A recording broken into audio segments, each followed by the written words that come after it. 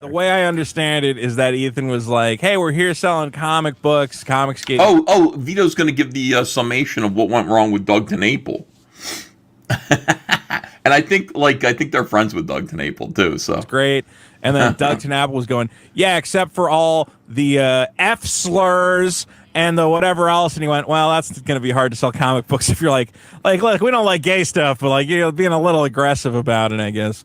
no, that's not what happened. I mean, that's an interesting way. I think that's what Doug would probably want people to think happened, Vito. But that's not what happened with Doug TenNapel. And I'll give you the bullet points.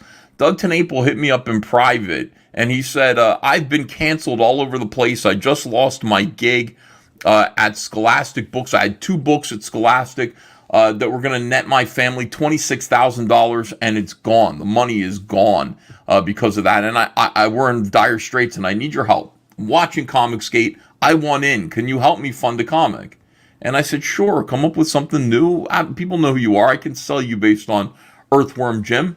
And Doug came and he enjoyed being a part of our community for a long time, at least a year. Cecil would make fun of him. We found out a bunch of things about Doug that were disturbing and disgusting.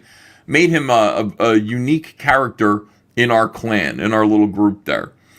Anyway, Doug TenNapel raised $200,000 to make a book called Bigfoot Bill, which was clearly Earthworm Jim wearing a fur coat. That's all he was. And he was like, he hung out with other cryptids and all this stuff. I was in it, character called the Jersey Devil. He put me in there. It was really nice. And then as soon as the book was funded, put together, and sent out, Doug said, you know what?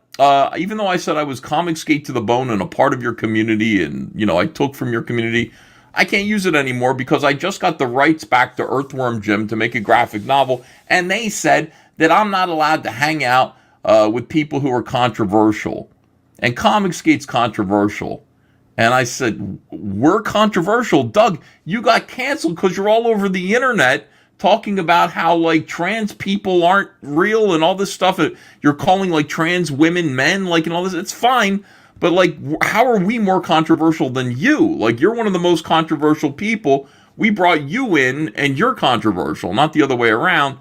That was a big thing. He started to just rebel. He, started to cause trouble, and then he called us anti-Christian and all this crazy stuff, and completely turned against us. Anyway, that's what happened with Doug TenNapel. Basically, he grifted from us. Doug TenNapel was a grifter. He still is. He's out there grifting from maggot types on YouTube. He can't make comics anymore. He grifts from NFTs. These are like the things that he does. In my opinion, these are like slimy things that he's involved in.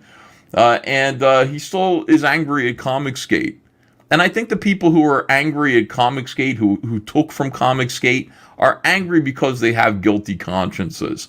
I think it's pretty clear to anybody who was here during that time period, who saw Doug TenNapel, who saw what he did. They know Doug TenNapel's a slime ball, and Doug doesn't want to feel like a slime ball, even though he is.